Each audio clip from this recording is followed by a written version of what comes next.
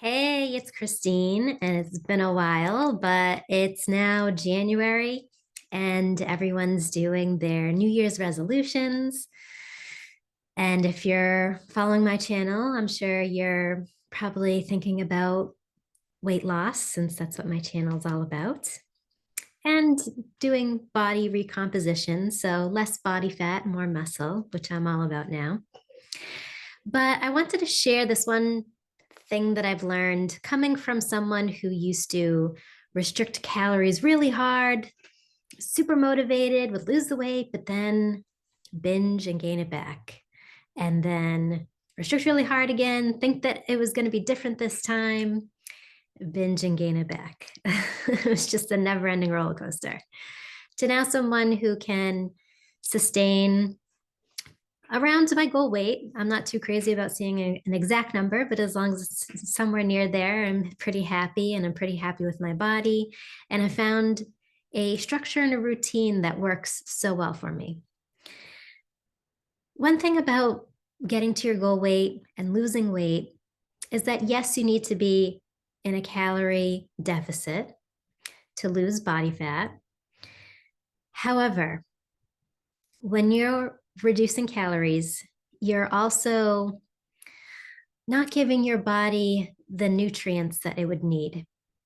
So, one thing that has really helped me out is when I did need to cut weight, drop body fat, was to flood my body with lots of nutrient dense foods that are low in calorie, especially during my bikini prep, because wow, I got really shredded for that. And that was definitely a challenge. And I did eat every day. So there's a way to do it. There's a way to lose the weight, drop the body fat without going crazy with the cravings and the binge eating and the crazy drive and discipline motivation. Although, you got to have some of that, is nutrient dense foods that are low calorie. Example, lots of vegetables. They're high in nutrients, low in calorie, fiber to keep you fuller longer. And they're basically negative calories because it takes calories to digest those types of food. So actually burning calories just to digest those kind of foods. Now, I wouldn't say you can live just on vegetables. You definitely need other nutrients as well. Protein, so natural sources of protein, chicken, eggs, fish, beef, pork, seafood. Definitely go for more of the leaner proteins. Although having protein with that does have fat is also very beneficial, like salmon, which has healthy fats with omega 3s, which are super good for your brain and hormone health and all kinds of good things. Salmon is excellent, as well as egg yolks, very nutrient dense, healthy fats. So, vegetables, some protein, some fruits is great as well, although I would, keep it to a minimum. Very nutrient dense and pretty low calorie. Go for more berries, um, apples. Stay away from like the tropical fruits like pineapple and mango and papaya. I mean, you can have them on occasion. Watermelon, they're more high in sugar and not as nutrient dense as like berries and apples. But whatever you like to eat. As long as it's all natural, that's going to be your best bet. Go for the natural foods. And then you can have things like natural carbs like potatoes, very nutrient dense. And actually, if you don't load them with like a ton of like oils and garbage, they're actually pretty low in calories as well. I mean, you can get a lot of potato for 100 calories. And then you definitely need some healthy fats to balance out the hormones. Things like avocado, olive oil, coconut oil, some nuts, but don't go crazy with them. They're very high in calorie. Load up on those natural nutrient dense foods, and it will be so much easier to be in a calorie deficit to the point where you don't even crave the junk food. And you can still have a little bit of your favorite foods here and there. I still have cake and ice cream and cookies. I love those things. Not all the time, but definitely on like a weekly basis. Have a little bit here and there. Um, and I find when I do eat more natural, my energy is good throughout the day.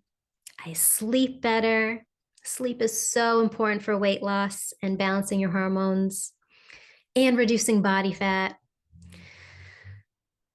It lowers your cortisol levels. If you have high cortisol levels, it's going to be pretty hard to lose the body fat. Your body's going to be under a lot of stress. If you have a lot of processed packaged foods all the time, it's going to cause your body stress. So go natural. It's so much better. I promise. And then I also notice like mental clarity so much better when I'm eating natural foods and not reducing my calories too much.